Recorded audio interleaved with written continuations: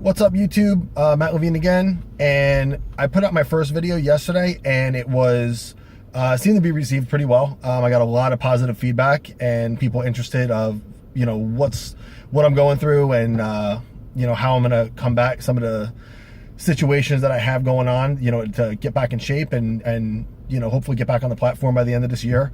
So thank you for all that. I appreciate it.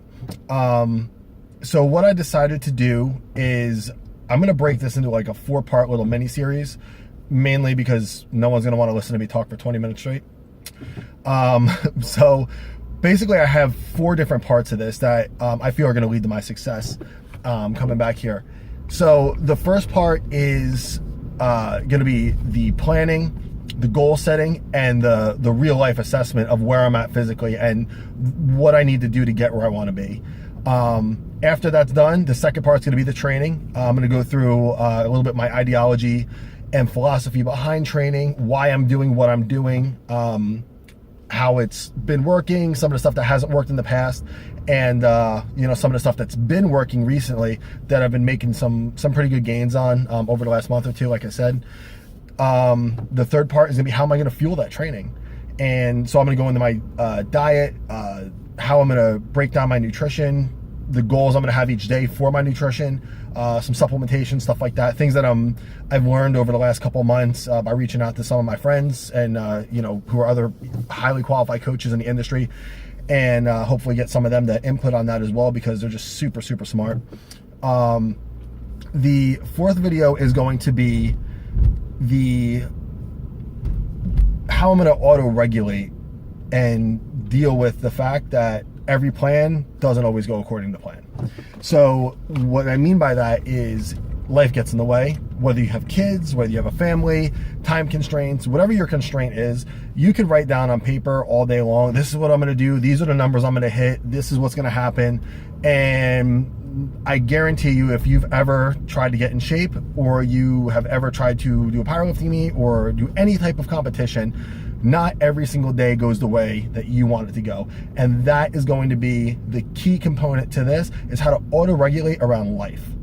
And I'm going to put all the information I can out there, kind of show you guys what I'm doing and how I'm doing it and the reasoning why I'm doing what I'm doing. And this way, hopefully, if you're going through a similar situation or you're struggling to find time to maximize your time in the gym or your time for your meal prep or whatever it is, you'll be able to take some of this stuff and use it in your own life and help you get to your own goals. When I was doing my personal training career, the one thing that I noticed, whether it was someone who was new to fitness, someone who was an old athlete coming back, or an older person who lifted weights their whole life and they were super fit when they were younger and they get out of it and work gets in the way and then they try to come back, is the people who failed the most were the people who did not have definitive goals. So what do I mean by that? What I mean is, if you walk into the gym tomorrow and you work with a trainer, or you talk to the guy at the gym, or whatever it is, and you say, I want to be in better shape. Well, what does that mean?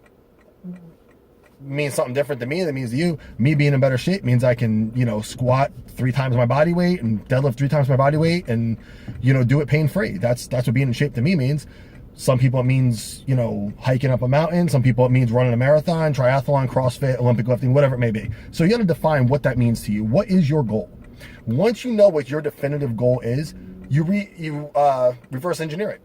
And so you say, okay, so my definitive goal is that I want to compete in a powerlifting meet by the end of this year. And when I do that, I want to my best raw total by 5 pounds. That's my goal. So what do I have to do that? That means that I have to assess where I'm at physically, right? I have to make sure that I am moving properly and functioning, that the 3 movements that I need to be proficient in, the squat, bench, and deadlift, are moving properly. If not, I have to figure out why that is, and then I have to go into the process of healing that movement. Once that's done, and most likely during that time, I'm going to have to enter what is going to be some sort of a hypertrophy block, because I have to regain some of the muscle that I've lost over the last 6 months, because I'm just not going to be able to move that kind of weight without regaining the muscle and the size and the strength and re-strengthening ligaments and tendons that are going to be required to move that kind of weight. After that, I'm gonna have to transition into a strength block, and so on and so forth.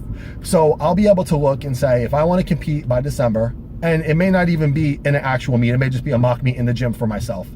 But whatever it is, if I want to do it in December, I have X amount of months backwards to do my peaking block, X amount of months backwards to do my strength block, X amount of months to do my hypertrophy block, which is then going to start me here.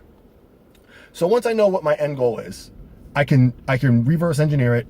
I can look and see, what do I have to do today to be better tomorrow, to be better in 6 weeks, to be on track to attain my goal. And that sounds simple, and that's something that you should be doing in every single part of your life. If you have a goal, whether it's financial, whether it's, you know, with a job, a career change, a promotion, whatever it is, if you don't know what your goal is, how can you get there? You can't. So that's going to be the most important part, is getting, I already have my goal set. I have to assess where I'm at physically, and then I'll be able to make my plan from there. So I'm going to go ahead and do a physical assessment, and I'm going to basically go through each of the motor patterns, because just being honest between me and you, I haven't trained legs in 4 months. Hasn't happened. And anyone who knows me knows that's like ludicrous. That's not me. But I haven't trained legs in 4 months, and so I have to make sure all those patterns are firing correctly.